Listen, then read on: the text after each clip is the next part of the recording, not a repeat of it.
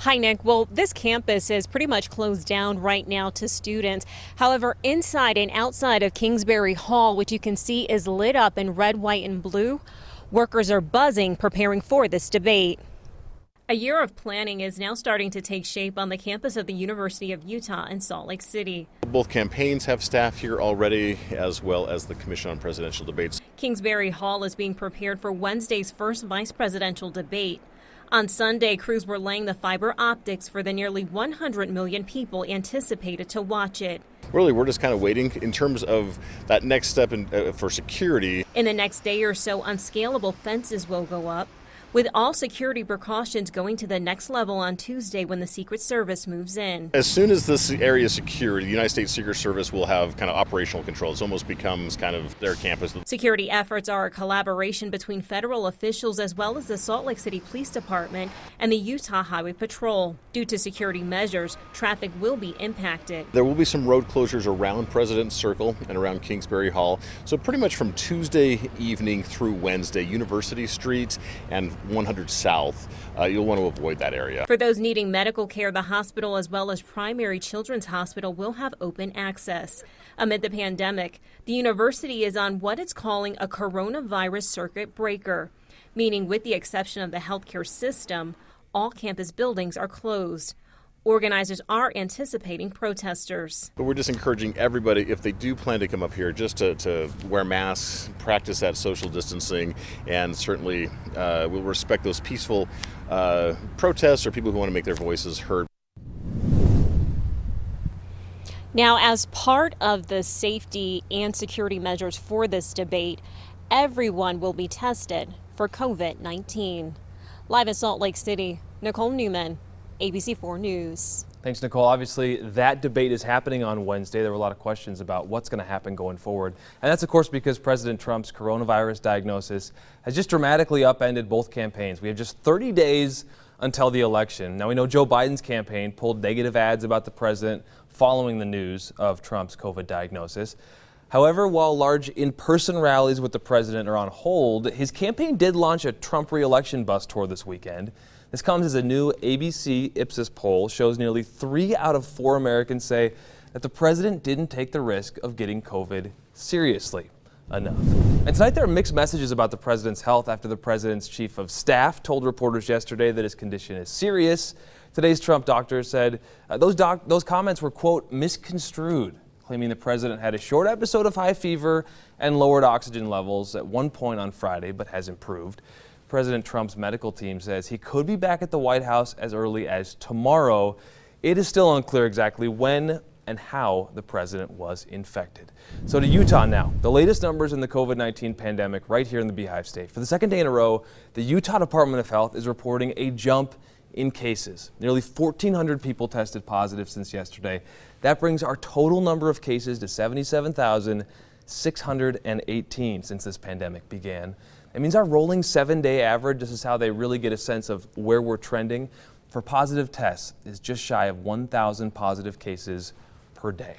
2 more people are dead from COVID-19 tonight. That brings our state death toll to 478 since the start of the pandemic. We're told both people were Washington County residents over the age of 65. One was a woman who was in a long-term care facility at the time of her death. The other was a man who was hospitalized when he died. Okay, meteorologist Adam Carroll now switching gears a little bit. That looks pretty beautiful behind you. What's the week looking like? Well, you know, a lot of what we saw over the weekend is what we're going to be looking like here heading into at least the first part of the work week. But my goodness, what a shot. Look at these beautiful aspen trees when you can see the moon here. By goodness, I'll tell you, Carol Dyer really knows how to take some pictures up at Bear Lake, and you know they're still seeing some color up there, and we're still seeing some color here in the lower elevations and a little bit in the higher elevations. But 83 degrees today. That was only 3 degrees off the record for the day in Salt Lake City. 74 in Rock Springs, 94 in St. George today, 85 in Moab. Current temperatures right now: 64 in Salt Lake, 54 Logan, 53 Elko, 64 Hanksville, 72 St. George.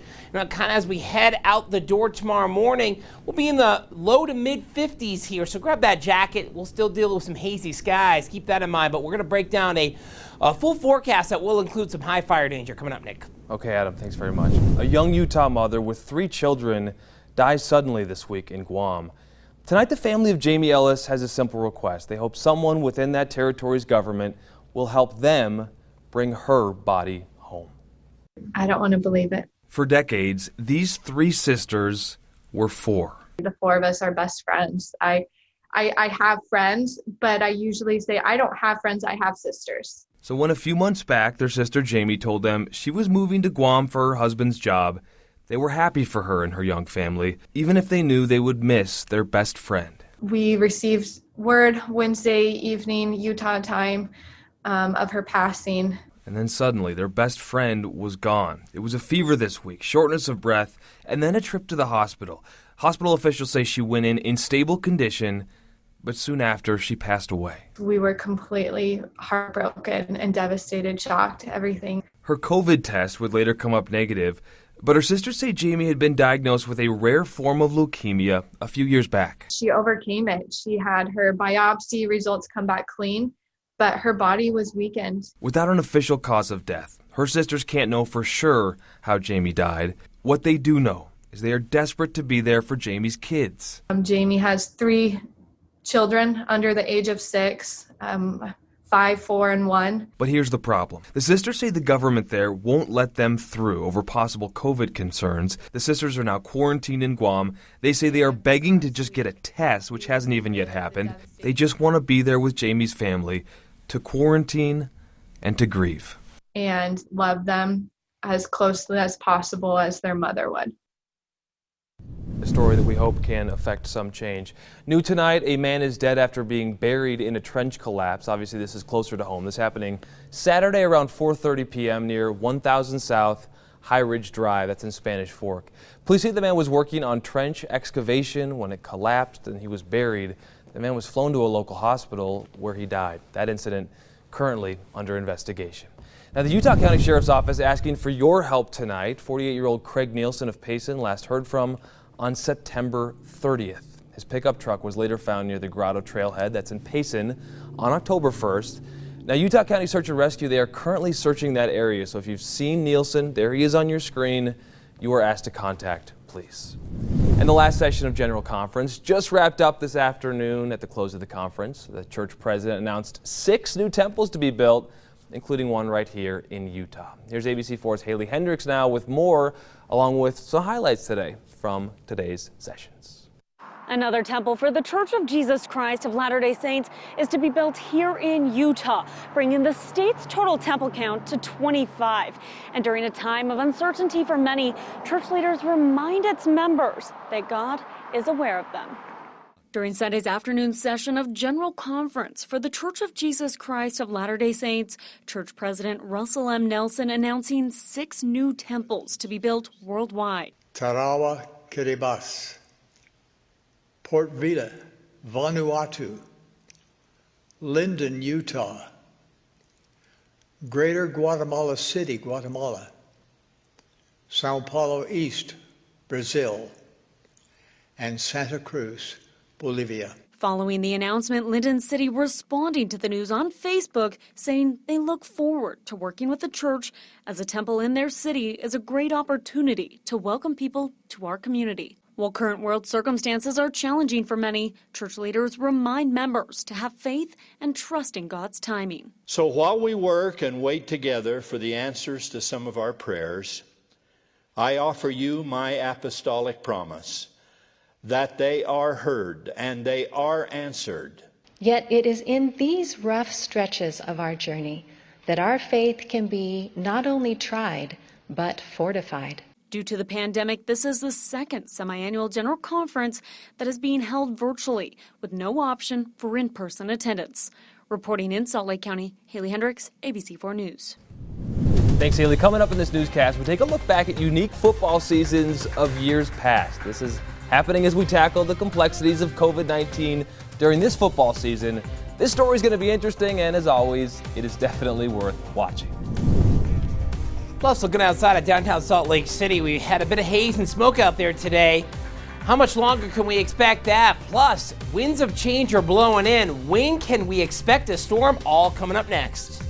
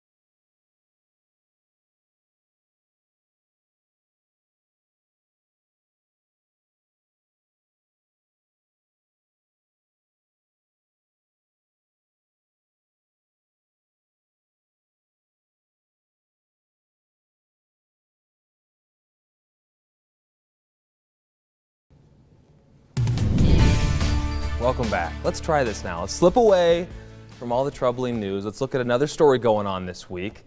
That's right, the University of Utah, they're getting ready to play football again. This is a big deal. BYU, they are ranked. They're enjoying a winning season. So, yeah, it seems to be a strange football season like no other in history. But here we have Craig Worth in studio. And, Craig, according to you, that's not true. You're right, that isn't true. Both BYU and Utah have been through seasons that were postponed or chopped short, and I found headlines in 100-year-old papers. They could have been written today. They wonder if a pandemic will stop games. They announce interruptions because of what's going on in the world, but they also give a very good reason to make football a way to escape the troubled times. The history of football is writing another unusual chapter this year. Folks are cheering at BYU and soon to be cheering at Utah again. Yep, go team. It's been that way since 1892 at Utah, and in 1896, word was out that BYU had a team. To the manager, football team, BY Academy. We of the University of Utah, having heard you have organized a football team at your school, have decided we should like to have a game between the teams of the two institutions. Well, BYU replied, we are willing to meet the U of U boys at any place, at any time, and at anything. Well, that thing was football. By 1897, BYU was playing the Provo YMCA, and the paper said a delegation of rooters, numbering considerably over 100, is booked to come with the team. Now, just like this year, they discovered that football wasn't everything. Oh my goodness, though, it did survive. The first interruption was World War I. However, by then, football was just too much a part of American life. We roll the old film and we see soldiers played wherever they could in World War I. They played in training and even overseas after they occupied once enemy territory. And it brought out an invention that we still use today in college football, the first blimp coverage. It seemed half of the Utah football team ended up at Camp Kearney near San Diego. They formed a team with other Utah athletes and called themselves the Utah Grizzlies. There were over 2,000 Utah men in camp, and they became legends. The Los Angeles Times told the story. They took on everyone in camp. The Utah team became the big news. A crowd of from 10,000 to 15,000 is expected at the San Diego Stadium. A forgotten story in the history of our state football. BYU also got recognition during World War I. The Mountain Conference accepted the Provo School. It was a year grenade throwing will replace javelin throw in track, and football depended on the railroads. Now, football would take on an eerie similarity with today. It would be interrupted by a pandemic. The 1918 Deseret News announced, football looks like dead issue in this section for 1918 season. Epidemic of Spanish flu may succeed in sounding death knell of gridiron sport this year. The Salt Lake Telegram announced teams all dressed up and no place to go. BYU gave up, but the city said, keep the equipment for the future. And then, just as now, there was a future for the country in different times. And there was a future for football. And perhaps it was football that helped that future, if not just a little bit. A time to think about when the most important game is no longer even remembered, but it offered a bit of escape at another time. There will be more Utah BYU games and bowl games, and well, all kinds of games. So the word is enjoy sports and make it a distraction from what's going on in the world, at least for a moment. I mean, you know, some have called it the opiate of the masses, but I think we could sure use sports right about now, and we know that Cam Newton has COVID, and games are getting postponed, but man, it sure is fun to watch college football in the NFL. I mean, there's nothing like it, right, Adam? Oh, nothing like it. I'm glad to see that our Utes are coming back here in about a month or so. But look at this shot today. Chris Williams sent this in from the Uintas, actually just near Muir Lake, kind of getting an idea of what you're looking at, looking west back towards the Salt Lake Valley, the Midway Valley, Heber Valley, kind of some areas of location, Notch Lake and Mountain, Reed's Peak, and just so kind of out of pictures, Muir Lake here. Back in the distance, Haystack Mountain, just an absolutely beautiful shot, but notice the smoke as well.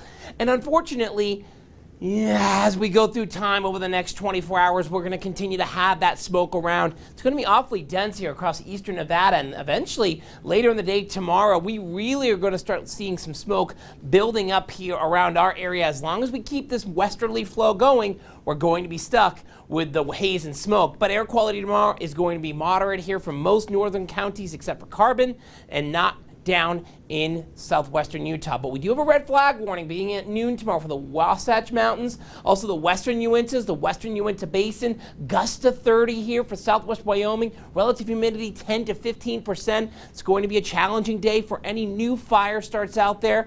But Futurecast shows not a lot going on besides the winds. See how they come in from the northwest here, all the way into our mountainous areas. But still, over the next couple of days, really just kind of keeping it dry, hazy sunshine, and that's about it. But big changes are on the way. 6 to 10 day outlook shows above normal precipitation. Folks, the models are really liking a big storm coming in Sunday, and that also helps any fires out there across the west coast. But here we go in the regional forecast, 70s and 80s out there for our temperatures here across the area is pretty much what you get. And then, of course, a little hotter in St. George at 95. And for the next 7 days, we'll keep the hazy sunshine in through Tuesday, but we'll also keep the 90s. But then here come the cooler temperatures, and it's going to get very, very windy here the latter half of the week. So keep that in mind, that the fire danger is going to go up even with the cooler temperatures. As that cold front comes in, it's going to be windy here beginning Thursday, and it's going to get gusty on Saturday. We're going to throw in some afternoon storms on Saturday, and it's going to be a stormy day on Sunday. We're talking 6,500-foot snow levels. It's going to be wet and wild, but this is what we need. We'll be right back.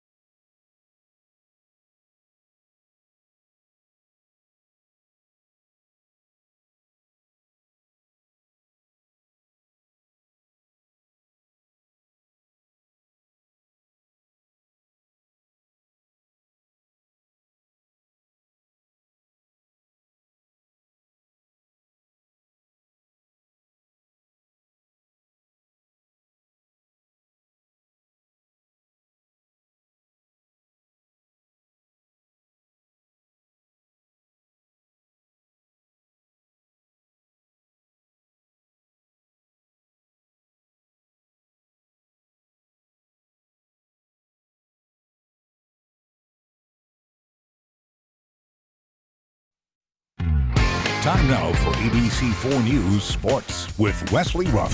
The last time Real Salt Lake played LAFC at Rio Tinto Stadium, it was one of their better games of the year. Well, tonight they met again out at the Riot, and it was one of their worst. RSL played not well tonight and lost a very key match. RSL needing a victory to stay above that playoff line.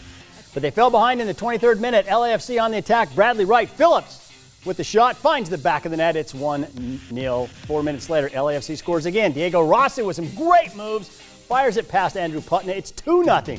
In the second half, they make it 3-0. Brian Rodriguez with the ball. Putnam goes down. The shot right over the top of him. RSL did get one back in the 64th minute. Off the corner, Marcelo Silva with the header. It deflects in. Great shot here. They called it an own goal, but it didn't matter. It was still a goal, 3-1. And that's how it ended. RSL loses at home again. They are barely hanging above the playoff line. I thought we responded in the second half. The challenge to the guys was look to win the second half. I didn't care what the score was, but look to win. We came short of that, but I thought we created more than enough opportunities to get ourselves in the game. Tonight they just capitalized on our mistakes. We just got we can't have mistakes at least the easy goals. So I mean, if we could just sort of cut those out of our game, we'll be better going forward.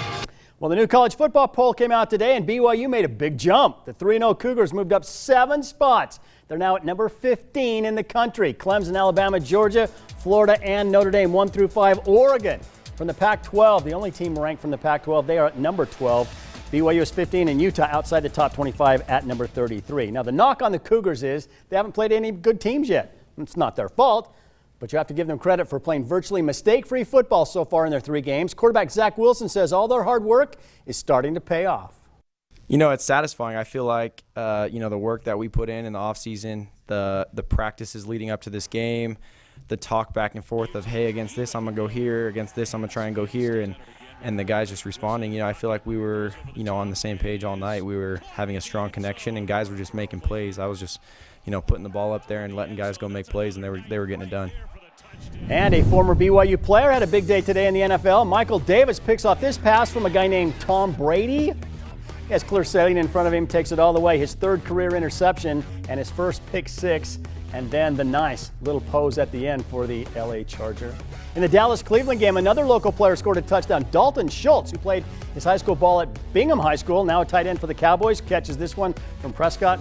Touchdown, but Dallas got beat in a very high-scoring game. Game 3 of the NBA Finals, you saw it live right here on ABC4. The Heat get the steal. Up ahead to Jimmy Butler. He was on his way to a big game tonight. The Lakers staying close. Anthony Davis on the business end of the alley-oop, but he only had 15 tonight. Former Jazzman Jay Crowder with the outlet to Tyler Hero. The layup, he had 17. Miami had the lead. LeBron with the drive, the bucket, and the foul, and the scowl. He had 25, but the Heat pulled away. Butler to Olniak, he had 17, and Butler with a triple-double, 40 points, 11 boards, 13 assists. Miami wins at 115-104, but the Lakers still lead the series 2-1. And at the French Open, the most successful clay court player of all time, Rafael Nadal, taking on Sebastian Corda, who grew up idolizing Nadal. In fact, he had a picture taken with him when he was 9 years old. But Nadal showed him no mercy today. The big forehand winner down the line for Nadal. Then the clutch drop shot. Nadal is just so good on clay. He wins in straight sets, 6-1, 6-1, 6-2. Nadal moves on to the quarterfinals. And we're moving on to Real Sports Live. It's coming up in just a few minutes, Nick. We have a lot to discuss tonight. And we also have the best and the worst. So, it's worth sticking around for. Real Sports Live at 10:35. Sounds like a good plan. They say in this business, the intern can be your boss one day, and the 9-year-olds can play you in a major championship. Not quite yet, because Nadal's still that good. They're all still that good. All right, sir. We'll be right back after the break.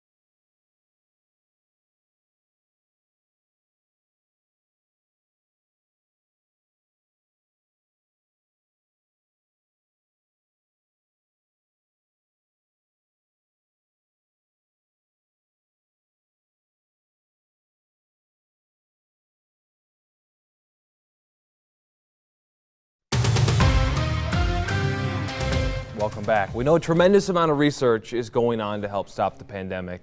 So in tonight's sponsored Utah success story, Doug Jessup profiles a company that is getting nosy about COVID-19. When it comes to COVID-19 hygiene, you know you're supposed to wash your hands. But have you thought about washing your nose? Social distancing and masks are something that a lot of people are using to stop the spread of COVID-19. I went to visit a Utah-based hygiene company to learn more about what they're doing. The Xlear products, spelled Xlear, are all about the upper airway. Nate Jones is the founder and president of Xlear. I asked him what he knows about the virus that causes COVID. The virus lives in the upper airway. That's its dominant site. We've known that since March when they put in an article in the New England Journal of Medicine where they showed roughly 90% of the viral load is in your nose, which means if you have 1,000 viruses, 900 of them are living in your nose. The University of Connecticut School of Medicine has found that something called viral inactivation may not only prevent person-to-person spread of COVID, but may also diminish the severity of the disease in patients by decreasing their viral load delivered to the lungs. If you have something that's deactivating the virus, destroying the virus, which there are ingredients in our nasal spray that we've been using for years that we just found out do that. And those studies were done at Utah State University, University of Geneva. The University of Tennessee Health Science Center reports that something as simple as using antiviral nasal sprays may slow down the disease progression and transmission. The analogy that I use is if you have a wasp nest above your playground, you don't sit there and wait for the government to get rid of all the wasps in the world. You don't sit there with a fly swatter and swat them as they sting your kids. You go spray the wasp nest. With another Utah success story, I'm Doug Jessup, ABC4 News. Thank you, Doug. Seems like we learn something new about this pandemic every single day. If you want to see more Utah success stories or nominate a company for Doug to profile, just go to abc4.com/success. Okay, Adam.